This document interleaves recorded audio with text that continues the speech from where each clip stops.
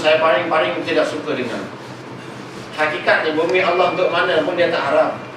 Cuma tidak ada izinnya dengan kuasa daripada satu-satu negara. Itu dia, jangan sebut haram. Baik. Kemudian saya tengok pendatang-pendatang tanpa izin yang kena tangkap masuk dalam penyalur Sungai Buloh ni untuk reman, untuk nak tunggu bicara dan sebagainya, kerap sangat kena berasa. Jadi timbul rasa kesian dari hati saya. Saya ingat apa dia datang daripada Indonesia, datang sini nak cari kerja, cari sedikit kehidupan, tak ada beza pun macam saya. Saya pun lebih kurang daripada Sarawak datang sini untuk mencari sedikit kehidupan. Lalu saya pun buat satu tim. Kami pertahankan orang-orang Indonesia ni. Bila masuk kami beritahu dengan puak lain, jangan usik dia. Kalau kau usik, kau tengok dulu geng-geng aku, kau jumpa aku dulu. Dia dah teku dah masa tu. Lepas kena pasal dia teku. Baik. Kemudian bila kita buat macam tu, biasa kita akan jadi target. Nampak tak? Ramai orang tak puas hati dengan kita. Tim-tim lain tak puas hati. Kemudian ada satu wabak berlaku di penyalur Sungai Buloh masa tu pada 98. Wabak sakit mata. Habis pakat-pakat merah belaka mata. Kemudian yang sakit daripada merebak-merebak, lalu penjara dia buat satu bilik asingan, blok asingan. Maknanya satu blok ni memang untuk orang sakit mata saja, merah belaka. Saya termasuk. Bila duduk di blok asingan, saya mula dah keluar daripada kumpulan saya. Maknanya saya alone. Single. Bila seorang, puak-puak tadi ada kesempatan nak balas dendam. Nampak tak? Kemudian ada seorang sahabat tu, dia datang jumpa dengan saya. Dia kata, saya dengar grup sana petang ni dia datang nak belasah engkau ramai-ramai. Jadi saya nasihatkan kamu, jangan duduk jauh daripada orang ramai. Dia kata macam tu. Tak apa biasa dengar macam tu, tapi saya tak ambil pun nasihat dia. Sebab saya suka bersendirian. Ingat balik, alangkah bebasnya kalau aku di luar. Kesian terpenjara di Sungai Buloh. Sungguhlah, bila kita masuk dalam penjara baru kita rasa bebas itu besar nikmat dia. Tak percaya teh, minta masuk Sungai Buloh. Ketika orang mana-mana masuk, baru rasa Allah hebat dia duduk dekat luar banding dengan penjara. Nampak tak? Lepas tu saya pun duduk seorang jauh daripada orang lain, di blok lain, sel lain. Datang puak-puak ni 4 orang. Ni semua geng yang inti dengan saya. Bila dia datang daripada jauh, saya tengok dulu, sudahlah, betul lah yang SB saya beritahu tadi, betul lah. Ada penjara pun ada juga, SB kita ada. Bukan dalam surau ada. Nampak? Baik. Bila tengok dia lalu, ni kena blok ni man. Seorang 4 orang dalam keadaan tidak berapa sihat lagi. Lalu saya teringat balik, ketika mana saya duduk di Kelang masa tu, saya selalu tidur di rumah Abang Lambi nama dia. Ni orang Sabah. Bila saya duduk di bilik dia di kawasan Pendan Kelang. Tahu tak kawasan Pendan dekat Kelang? Kat Ocean tu lah. Kawasan Pasaraya Ocean tu duduk kat belakang tu. Dekat tepi sungai tu dulu, itu kawasan Bapuk malam-malam tu. Itu kawasan saya dulu. Bukan makna saya suka dengan Bapuk tau, tapi area tu saya tinggal dulu. Nampak? Bila saya duduk di rumah dia malam, saya tidur apa semua, saya baca buku bab Islam tu lah. Kemudian saya boleh sebut macam tu, Allahu Akbar, Subhanallah, boleh sebut belaka.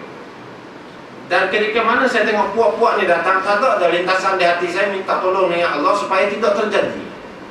Tiba-tiba hati itu sentiasa berdetik, Allah Akbar, Allah Akbar, Allah Akbar, Allah Akbar. Itu dia dekat hati masa tu. Kemudian dia bila sampai depan saya, tiba-tiba dalam keadaan tengok marah tu, dia bertukar menjadi sejuk, dia salam tanya. Salam, kemudian dia kata apa dah, saya tengok muka kamu manis lah. Sedangkan tujuan datang nak belasah. Tiba-tiba sampai depan saya bertukar jadi sejuk tu. Rupa-rupanya hasil daripada ayat, daripada kalimah Allah Akbar yang saya tak lafaz dan hati saya tidak berhenti-henti. Peristiwa itu sudah tentu menjadi pelik bagi saya sebab saya bukan Islam. Kemudian bila satu hari kami dia panggil apa, perek ni dia berbaris nak tengok berapa orang, nak cek berapa orang, takut ada yang hilang dan sebagainya. Kemudian seorang warden ni dia kata apa dia, bagi orang yang beragama Islam, dia kata mata dah merah belaka, dia sakit apa semua ni, masa ambil wuduk nak sembahyang tu, dia kata Bila basuh muka tu, buka mata ni, buka mata bagi air wuduk tu lalu, kemudian berdoa lah minta Allah sembuhkan mata tu. Itu saranan daripada warden penjara. Saya yang tak Islam masa tu, saya tak tahu wuduk ni apa. Tetapi bila saya mandi, saya anggap mandi itu sebagai wuduk. Kemudian air yang lalu pada wajah saya tu, saya membuat macam yang dia sebut doa. Jadi dia doa minta supaya Allah sembuhkan mandi malam. Dan esok bila saya bangun pagi, ternyata memang hilang terus, merah tu habis dah. Perkara ini sudah tentu membuatkan saya pelik.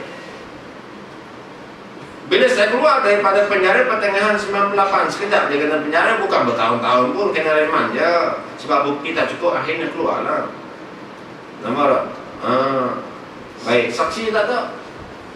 Saksi tak ada keluar lah. Tak ada pun, nak tahan apa lagi lama-lama. Habiskan borang kerajaan. Nampak? Baik, kemudian bila keluar tu, saya nekat masa keluar tu. Atas dua peristiwa ini tadi saya nekat. Kemudian saya pergi ke Jabatan Agama Islam, Majlis Agama Islam Selangor Kelang masa tu, di Hotel Mutiara, seberang daripada Plaza Cibiong. Sekarang Kamdal situ saja. Baik. Saya naik ke tingkat tersebut, tingkat 2 ke tingkat 4 atau tak silap saya. Saya beritahu dengan pegawai sana saya nak masuk Islam. Bila beritahu nak masuk Islam, dia tengok saya datang seorang. Lepas tu dia tengok saya pula pakai baju fit, tengok pakai swajin. Lepas tu kasut pula, kasut jenis yang tajam ujung tu. Saya tu legend. Untuk gangster memang dia kena pakai kasut yang tajam ujung, dan sepak orang kan. No. Bila dia tengok, dia bila saya beritahu macam tu, dia tengok dia. Dia tengok pakaian. Tengok dia pelik. Lepas tu dia kata, nak masuk Islam bukan sini, pergi Shah Alam. Dia terus masuk balik.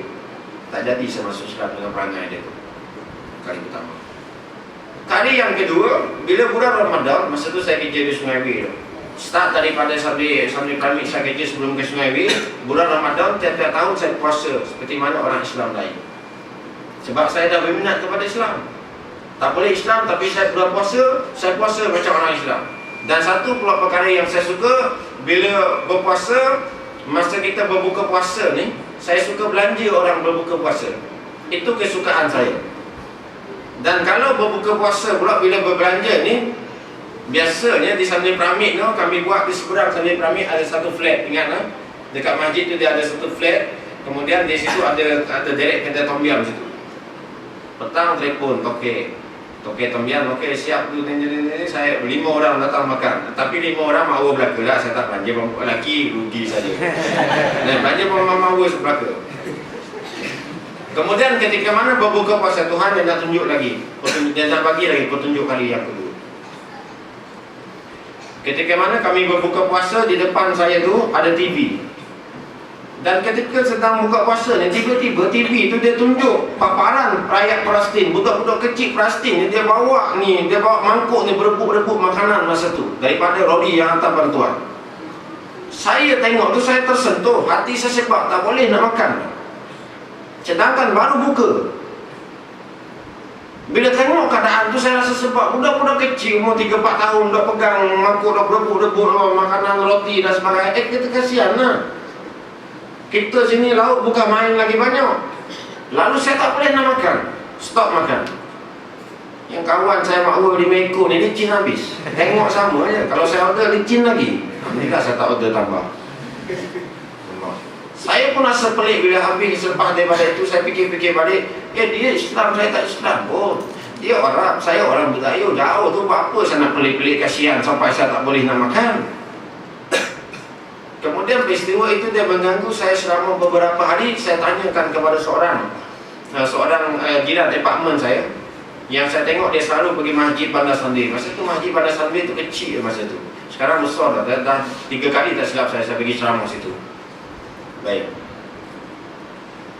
Dan saya tanya kepada dia pun kata, syukur kamu bukan Islam. Dia kata, kamu puasa macam orang Islam bulan Ramadan. Tuhan tunjuk loh hikmah di sebalik orang puasa bulan Ramadan. Nak tengok penderitaan orang lain. Nak tengok orang lain susah, kita makan mewah-mewah. Ada orang yang makan susah, biar kita rasa masa kita puasa ni ramai lagi orang yang susah. Dia kata macam tu ke saya. Okey, saya terima. Kemudian masa saya di Sunway juga masa tu, saya masih ingat lagi, ada satu mambang Masa tu banyak membang. Satu tingkat Sunday Piramid itu satu tingkat satu membang saya ada. Sunday Piramid berapa tingkat? Masa tu saya kerja sebagai bos cafeteria Sunday Piramid LL2, bawah tanah LL2. Mawa saya setiap satu tingkat ada. Sebab orang popular, orang semua dah, staff-staff yang kerja Sunday Piramid, dia datang kantin cafeteria tempat kami jual, tempat saya kerja tu. Dia menyediakan makanan untuk staff dan harga murah. Dia tak sama macam yang lain. Harga untuk staff. Jadi oleh kerana saya ada jawatan situ, dia nak makan murah, dia kena baik dengan saya lah. Tu yang boleh satu tingkat satu makwa tu. Tapi alhamdulillah tak pernah kantoi. Walaupun satu tingkat satu makwa, tak pernah kantoi. Saya juga masa tu lah, masa muda lah. Ni bini satu je, tak banyak pun. Kemudian terkantoi juga akhirnya. Pandai-pandai tempat melompat jatuh juga. Makwa paling saya sayang sekali, yang jumpa saya dengan perempuan lain. Lepas tu dia pun berhenti kerja, balik Johor terus. Oh, punyalah dia sayang. Beritahu dia sayang sangat dengan kita, dia ikhlas dengan kita lah tu. Dia berhenti kerja terus Sunday Piramid, dia balik terus ke Johor. Bila saya dapat berita tu, saya sedih sangat. Nak buat apa lagi? Zaman kita zaman kekafiran, minum arak dah nak lupa. Arak dah nak bagi lupa. Tetapi hakikatnya minum arak, dia tak lupa masalah, dia tak selesai masalah. Sebab saya tengok ramai kawan saya Melayu Islam di ketika itu, bila ada masalah, dia mula dah cari arak. Ingat boleh selesai masalah, ingat boleh lupa masalah, tak. Menambahkan lagi masalah ada.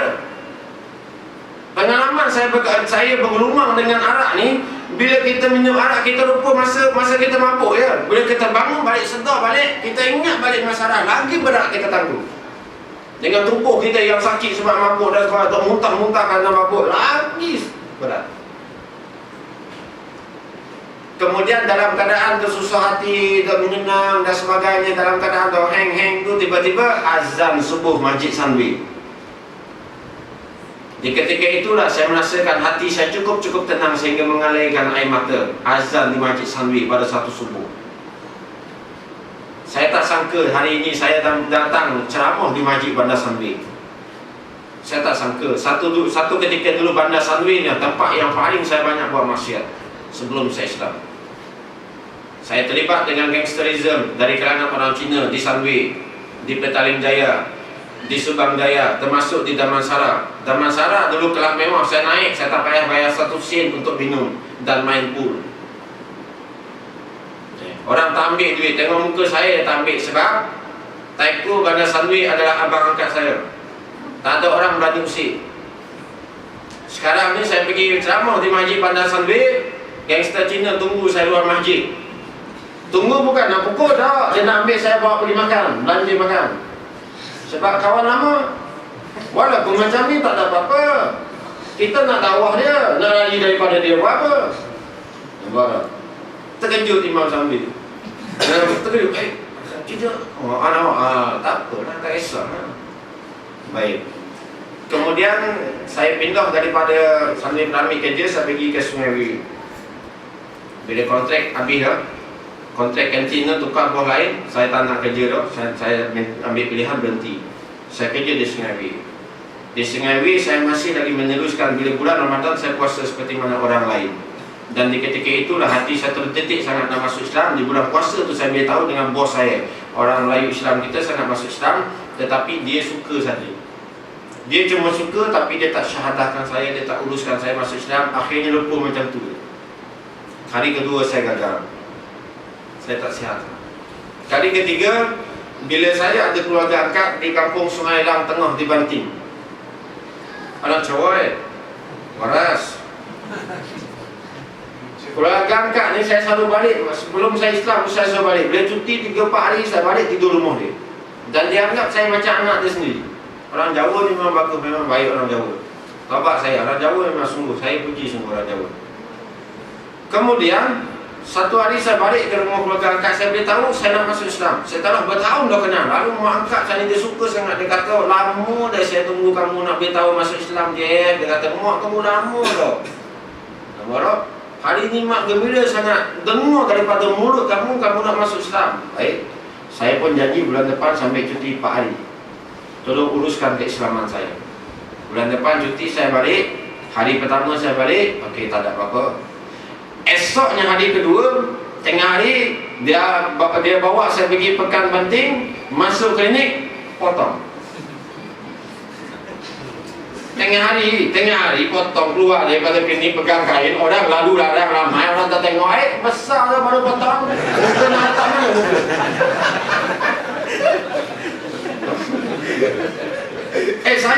Saya kalau boleh cabut kepala macam tu, saya cabut letak dalam tong sampah tu. Malam nanti kalau saya pergi ambil, saya pasang balik. Tapi tak boleh nampak, malu, mak lalu saya tengok, ni apa nama, baru Allah. Selesai cuti, selesai dengan potong dia. Tak ada syahadah, tak ada apa, pergi pejabat kamu, tak ada apa. Balik kerja, kali yang ketiga. Kemudian kali yang keempat, muslimin dan muslimat sekalian. Tapi Tuhan, dia nak bagi hidayah, dia tidak akan berhenti. Dia akan bagi juga.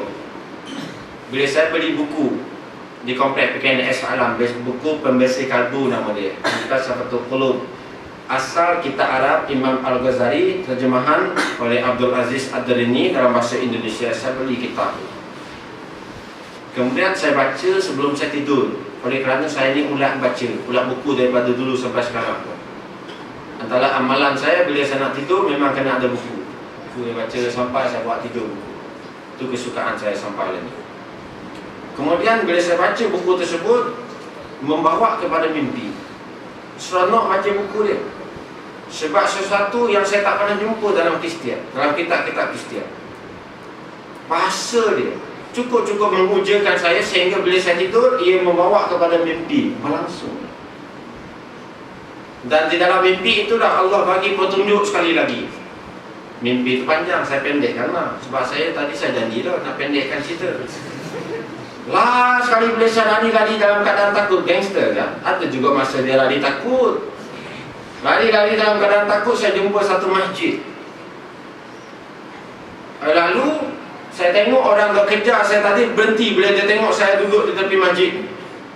Di pintu pagar orang nak masuk masjid. Bila saya duduk situ tunggu, tiba-tiba azan berkumandang subuh. Bila azan, saya tengok orang masuk dalam masjid ni. Dia tengok saya, dia masuk, dia tengok dia macam tu. Tak ada seorang pun yang tanya, yang tegur dan sebagainya. Sedangkan hati saya masa tu nak sangat supaya orang ni yang masuk masjid tu, dia ambil saya, bawa saya masuk dalam masjid. Sekali mimpi, lalu terdetik dalam hati masa dalam mimpi, kalau dah aku masuk dalam masjid ni, insya-Allah selamat aku. Dalam hati masuk dalam mimpi, kalau aku masuk dalam masjid ni, selamat aku. Tu sedar daripada mimpi. Tengok sudah, mimpi mainan tidur biasa lah. Bini satu kadang-kadang mimpi, bini tiga. Bangun sengih-sengih macam gerang busuk. Mek tengok kata, bang, buang tabiat tak mampu ke bang? Saya pernah kena. Sebab tu saya boleh cerita. Mimpi bini dua. Lepas tu sedar-sedar, sengih-sengih mek saya tengok. Bang, buang tabiat ke bang? Dia kata, nampak tak? Saya pun tanya dia. Saya kata, apa mimpi bini dua ada mimpi tadi? Mimpi bini dua, okey juga rupanya. Dia kata tak ada apa-apa. Orang rumah kata tak ada apa-apa. Dia kata macam tu, okey, green light. Baik. Kemudian bila sedar daripada mimpi, saya ingat mainan tidur. Tetapi ternyata anggapan saya salah, kerana ia datang secara berulang kali. Malam esok bersama, malam lusa bersama. Akhirnya saya menilai balik mimpi tersebut, Allah dia tampakkan ilham. Bahawasanya orang-orang yang dalam hati saya ilham Tuhan bagi, saya tafsir mimpi itu. Kalau saya tunggu orang ni bawa saya masuk dalam masjid ni, takkan ada orang bawa saya masuk masjid. Takkan selamat saya masuk dalam Islam. Akhirnya saya teringat kata-kata orang tua daripada Guru Musa. Dia orang yang kerja sama dengan saya di Sungai Wei masa tu. Dia orang tua dah umur dan dekat 60 lebih kurang ataupun 60 ke masa tu. Dan saya tengok dia masa dia kerja, ruang yang dia ada dia semayang tak tinggal. Kemudian saya tengok dia pun banyak buat semayang, maknanya bukan semayang fardu sajalah. Lepas tu baca Quran kecil tu dia selalu buat dari bekal. Quran kecil tu dia bawa sebagai bekalan. Dia duduk dia baca, time-time rehat dia buka baca. Jadi saya suka sangat tengok dia dan saya suka bergaul dengan dia. Last kali masa dia berhenti kerja nak balik ke Musang, dia beritahu saya, dia kata, kamu kalau nak masuk Islam satu hari nanti, dia kata dia mau pergi Kelantan lah, InsyaAllah. Orang Kelantan ni dia suka dengan mu'alaf, so dia kata. Lepas tu hak kedua, dia kata kalau dia mau nak ngaji Islam, nak jadi alim, pergi Kelantan, pergi mengaji pondok, InsyaAllah boleh jadi alim. Saat lepas daripada mimpi tu, saya dapat ilham dari nak tafsirkan mimpi. Tiba-tiba Allah bagi saya ingat kata-kata orang tua ni tadi. Lalu saya kemah beg, saya berhenti kerja terus. Saya pergi Hemtian Putra, beli tiket, pergi Kota Baru. Satu negeri saya tak pernah sampai, satu orang pun saya tak kenal di Kota Baru. Malam itulah malam yang paling hebat bagi saya dalam bas. Silap malam itu saya berhenti, saya turun daripada bas balik Kuala Lumpur. Sebab apa? Saya duduk di Sunway, saya duduk di Sungai Way pun saya dah mewah dah masa tu. Makwa keliling pinggan. Saya nak minum, enjoy mana-mana pub, saya boleh naik, kawan ada belaka. Saya boleh ke tinggalkan benda ni? Boleh ke saya hidup tanpa ni? Dalam bas dia terfikir macam tu. Kalau aku sampai Kota Baru, aku Islam sana, boleh ke mak ayah aku terima aku? Lepas tu dalam masa yang sama pula, abang dua orang ni adalah dari kalangan Mubalik Kristian yang ada di Bandar Sunway. Lepas tu pergi ke bandar ke Gereja Pelentong di Johor Bahru sekarang. Macam mana penerimaan daripada keluarga sehingga kan rasa nak turun daripada patah balik Kuala Lumpur. Tetapi hati masa tu dia tersebut juga, kalau ini petunjukmu ya Allah, mudahkan urusan ini, bagi kekuatan sampai Kota Baru, pergi Balai Islam Lundang, kemudian mengucap 2 kalimat syahadah di depan Encik Ibrahim bin Yaakob, salah seorang daripada pegawai kawangan MAI Majlis Agama Islam di Kelantan. Dia habis saja syahadah, dia terus ambil beg saya, bawa balik rumah. Habis syahadah ni dia ambil beg, dia angkat sendiri. Dia kata ikut pakcik, dia kata ikut masuk dalam kereta dia, bawa balik rumah, suruh saya mandi itu ini dan sebagainya. Dia ambil saya sebagai anak angkat dia. Dia uruskan saya belajar di Institut Dakwah Syamil Hakim Kelantan. Kemudian saya pergi Madrasah Aisyah Sungai Bakar Pening. Kemudian saya balik ke kuliah Pondok Darul Naim di Pasir Tumbuh Kelantan. Saya pergi pula mengaji di Madrasah Al-Hidayah ataupun pondok di Batu Buru Pulau Terengganu sebelum saya bertemu dengan isteri saya. Alhamdulillah. Itu cerita saya memulai Islam. Ni saya banyak cerita lah ni, mana-mana loh, cemuh lah. Tapi oleh kerana Tuan Haji tanya, ni okey aja, okey saya cerita lah. Okay. Baik, sekali ilham daripada Allah Taala, silap diri saya sendiri. Saya sudahi dengan billahi taufiq wa hidayah. Wassalamualaikum warahmatullahi wabarakatuh. Bismillahirrahmanirrahim. Alhamdulillahirabbil alamin. Wassalatu wassalamu ala asyrafil anbiya'i wal mursalin sayyidina Muhammadin wa ala alihi wa sahbihi ajma'in. Allahumma ij'alna minal qalil. ربنا لا تجعلنا مع القوم الظالمين. ربنا آتنا في الدنيا حسنة وفي الآخرة حسنة وقنا عذاب النار. ارحمنا يا أرحم الراحمين، ارحمنا يا أرحم الراحمين. وصلى الله على سيدنا محمد وعلى آله وصحبه وسلم. الحمد لله.